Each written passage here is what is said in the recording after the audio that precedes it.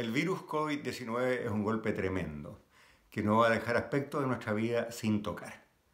¿Y cómo va a tocar a la política? Esa es la pregunta que yo quiero responder en los próximos minutos. No se preocupen, no voy a especular si en Chile el virus beneficia o daña al candidato A, B o C. Quiero hacer una pregunta distinta, si ustedes me perdonan, quizás un poco más de fondo. La gran pelea política del siglo XXI no es entre la izquierda y la derecha, es entre la democracia liberal y el populismo autoritario. Y por lo tanto, la pregunta que yo quiero hacer es, ¿esta crisis del COVID, con sus repercusiones sociales, económicas, de recesión, de pérdida de empleo, beneficia a quién? ¿Beneficia a los populistas? ¿Beneficia a los liberales? ¿Beneficia a los demócratas? Al final va a dejar a las instituciones de la democracia en Chile, en América Latina, en el mundo, fortalecidas o debilitadas. Se me ocurren muchas maneras de contestar esa pregunta. Les planteo tres. La primera, y es una que estaba en boga y ha aparecido bastante en la prensa, es que los gobiernos democráticos, los gobiernos tecnocráticos, los gobiernos liberales van a ser los grandes ganadores, si ustedes quieren, de esta crisis. Es cruel en realidad hablar de una crisis dolorosa y tremenda como esta con ganadores, pero en política siempre hay ganadores y perdedores. Y la tesis detrás de esa hipótesis, o la explicación detrás de esa tesis, mejor dicho, es muy sencilla, que los gobiernos populistas han sido incompetentes a más no poder. Y eso es cierto, si uno mira la respuesta a la pandemia en Estados Unidos, el gobierno de Trump llegó tarde, escondió la verdad y hasta el día de hoy un país rico y potente como Estados Unidos ha sido incapaz de hacer todas las pruebas, hacer todos los tests, movilizar el aparato de salud pública como correspondería. ¿Para qué decir México y Brasil, dos países en los cuales sus líderes hasta el día de hoy niegan que la pandemia sea un asunto grave y siguen haciendo reuniones en público, besando y abrazando a la gente que los apoya, etc.? O el caso más dramático, si ustedes quieren, es el de Nicaragua. Y por lo tanto está la tentación de decir los populistas son incompetentes, son puro bla bla, son incapaces de abordar los problemas de fondo y por lo tanto los gobiernos que lo hacen bien, el gobierno de Alemania, el gobierno de Singapur, que Singapur por supuesto que no es muy democrático, el gobierno de Holanda, el gobierno de Dinamarca, el gobierno de Francia, Canadá, Nueva Zelanda, esos son los países que van a ser fortalecidos, sus gobiernos, sus democracias van a salir fortalecidas. ¿Cuál es el problema con ese argumento? Yo lo creo, pero lo creo a medias nada más. Parte del problema con ese argumento es que así como hay democracias que han hecho las cosas muy bien y hay gobiernos no populistas que han sido muy efectivos, también hay gobiernos no populistas que han sido tremendamente torpes, lentos, caóticos a la hora de enfrentar la pandemia. Y también, por otro lado, hay gobiernos autoritarios, duros, no democráticos, no necesariamente populistas, como el de China, que lo han hecho razonablemente bien. Por lo tanto, a la hora de ordenar la calidad del desempeño, qué tan bien los gobiernos han enfrentado este tremendo shock, no va a ser nada de fácil poner a los populistas y a los autoritarios en el campo de los ineptos, aunque hay muchos ineptos en ese campo y son casi todos populistas, no todos, y poner a los gobiernos liberales, democráticos, tecnocráticos, modernizantes en el campo de la efectividad. Por lo tanto, esa tesis es parcialmente cierta, pero no me la compro 100%. Segunda tesis. Todo depende de la magnitud del problema económico. Y algo de cierto esto tiene, porque evidentemente el shock económico va a ser muy grande. Nunca en la historia moderna de las economías del mundo se ha vivido un episodio en que el gobierno le diga a sus trabajadores, a los trabajadores del país, por favor, váyase a la casa, no trabaje. Y nunca hemos vivido un episodio en que se le diga a los empresarios, por favor, vaya a su local, baje la cortina, quédese usted afuera y pida a sus trabajadores que no produzcan, que no vendan, que no trabajen. Y hay países en los cuales la mitad o más de la fuerza de trabajo, 60, 70% de los trabajadores no están trabajando. Hay que añadirle a eso, en el caso de América Latina, una caída en los precios de las exportaciones, una menor actividad en el mundo. Para los países para los cuales esto es importante, no tanto el caso de Chile, las remesas de gente viviendo en el extranjero, los ingresos del turismo, todos han caído de modo estrepitoso. Y además, obviamente, ha salido capital de los países emergentes. Por lo tanto, el golpe económico va a ser grande. Y eso tiende a debilitar a los gobiernos que están en el gobierno, que están en el poder.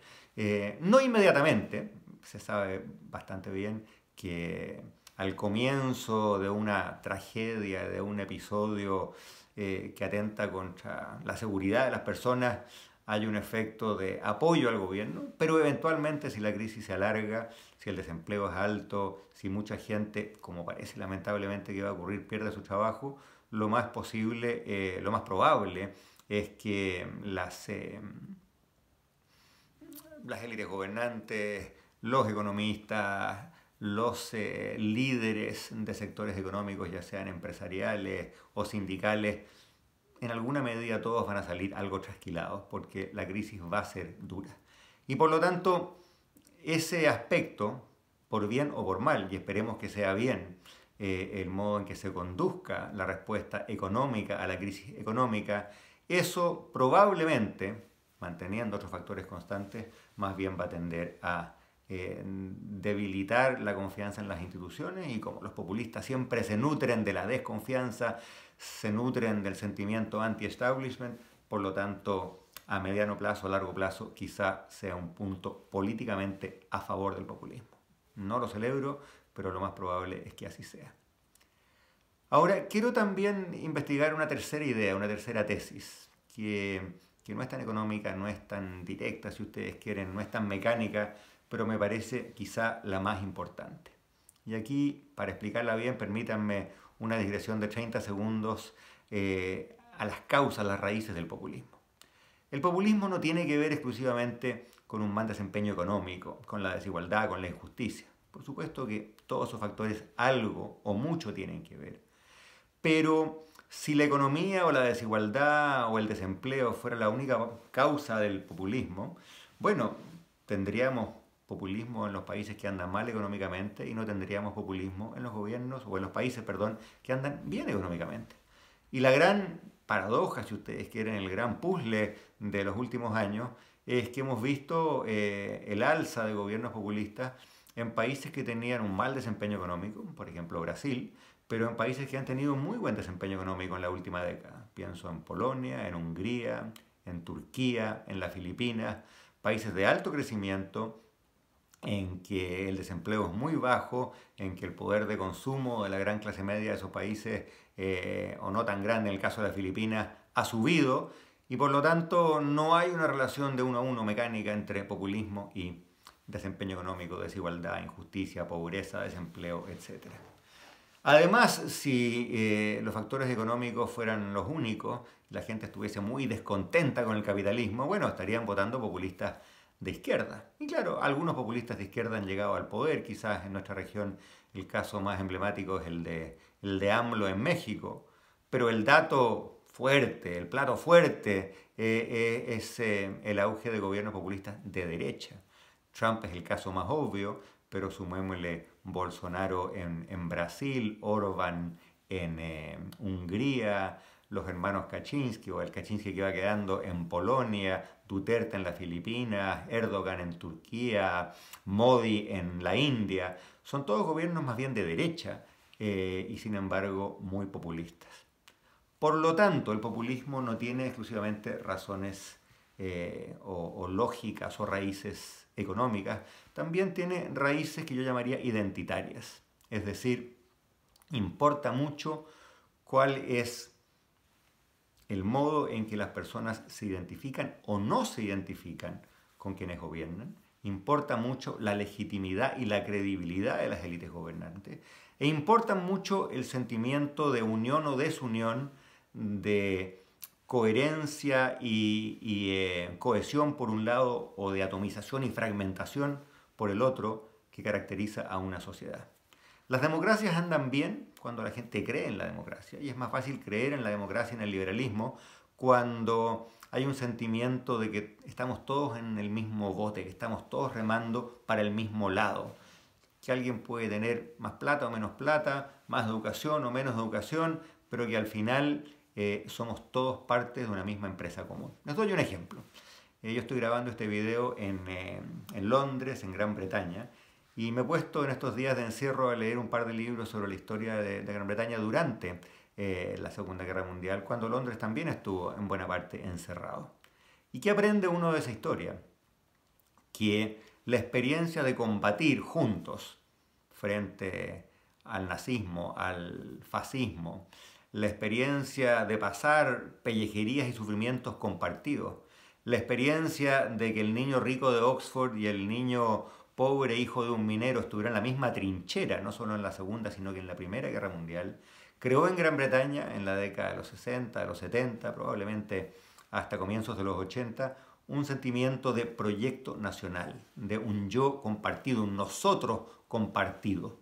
Y claro, y eso hizo que Gran Bretaña fuera fuerte, que su democracia fuera fuerte, incluso en periodos como los años 70, en que la economía no andaba nada de bien.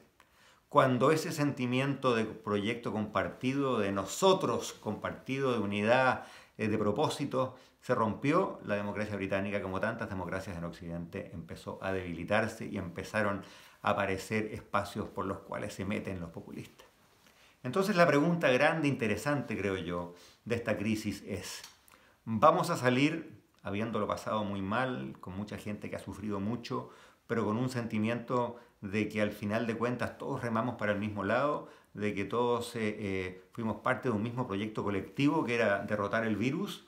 ¿O van a salir las sociedades y los países de esta crisis con una sensación de que algunos fueron ganadores, otros perdedores, que algunos fueron privilegiados y otros no, de que las élites una vez más lo hicieron mal, actuaron de acuerdo a sus intereses y no a los intereses colectivos? Uno se puede imaginar ambos escenarios. Por ejemplo, la tradición, porque se ha vuelto una tradición en varios países, en España, en Francia, en Estados Unidos y aquí mismo en Inglaterra, de salir en algunos países todas las tardes, en Inglaterra todos los jueves a las 8 en punto, a la vereda frente a tu casa o al balcón de tu departamento o por la ventana, a aplaudir a los trabajadores del servicio público de salud, a la gente que maneja las ambulancias, a la gente que está en los hospitales.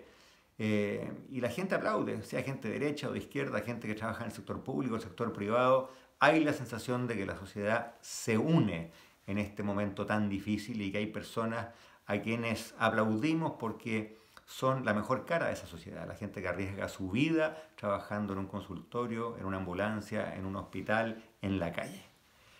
Y eso se parece un poco a la experiencia británica de la Segunda Guerra Mundial, en que la gente se salía a la calle a aplaudir a los combatientes que venían maltrechos del frente, pero que habían luchado por esa causa común y que al volver a sus países eran la cara más visible de esa causa común. Por lo tanto, hay un escenario en el cual, a pesar del sufrimiento, a pesar de la enfermedad, de la muerte, de la pérdida de empleos, de la caída en el poder de compra, la sociedad sale fortalecida en su sentimiento de proyecto colectivo. Y eso, creo yo, sería fatídico para el populismo y sería muy bueno para el futuro de la democracia en el mundo y en América Latina. Pero también es posible imaginarse un escenario en el cual la crisis se alarga y se magnifican ciertos clivajes, ciertas brechas que ya existen y que podrían volverse más tóxicas aún. Por ejemplo, la brecha entre los profesionales, entre las personas con ciertos tipos de cargos, con cierto tipo de educación, que podemos seguir trabajando en nuestras casas, que podemos hacer la investigación o practicar el derecho o hacer asesorías a través del internet y hacer reuniones virtuales y tener la seguridad de que vamos a recibir un sueldo a fin de mes. Y esa por supuesto que es una minoría del planeta Tierra y una minoría en casi todos los países. Y el grueso de las personas, el señor que trabajaba en el mall, la señora que trabajaba en un restaurante, para quienes sus puestos de trabajo, que son presenciales, que hay que estar ahí, sencillamente se desvanecieron por muchos meses. Esa persona probablemente lo pasó mal, quedó endeudada, perdió muchos ingresos y por lo tanto, en vez de salir unificada, la sociedad toma conciencia aún más profunda y más dolorosa de estas divisiones entre las personas que trabajan en empleos de oficina, por así decirlo, frente a los empleos manuales, a quienes pueden trabajar a distancia frente a quienes no pueden, a quienes tienen contratos formales de trabajo, de modo que pueden recibir un préstamo o una ayuda del Estado, o quienes son trabajadores informales por cuenta propia, a quienes es mucho más difícil auxiliar, ya sea el Estado o conseguir un préstamo de un banco, en fin. Entonces también hay un escenario en el cual este sentimiento de nosotros compartidos se debilita, las divisiones en la sociedad se profundizan, no solamente las divisiones económicas, sino que también las identitarias y por lo tanto la desconfianza en las instituciones, en los parlamentos, en los partidos, en los gobiernos, en las élites, se vuelve aún más profunda. Ya era bastante profunda esa desconfianza, pero se vuelve más profunda y ante lo cual creo que se abre otra brecha más para el populismo autoritario que se nutre de esa desconfianza y se nutre de esa falta de legitimidad de las instituciones. ¿Cuál de los dos escenarios se va a dar? Creo que aún no lo sabemos, al menos yo no lo sé, no me atrevo a vaticinarlo con ningún grado de certeza, pero creo, a mi entender, esa va a ser la gran pregunta, esa va a ser la gran división, esa va a ser la gran dicotomía que yo al menos voy a estar mirando con interés y también con bastante preocupación en la medida que esta crisis avanza primero y después esperemos se empieza a resolver. Gracias.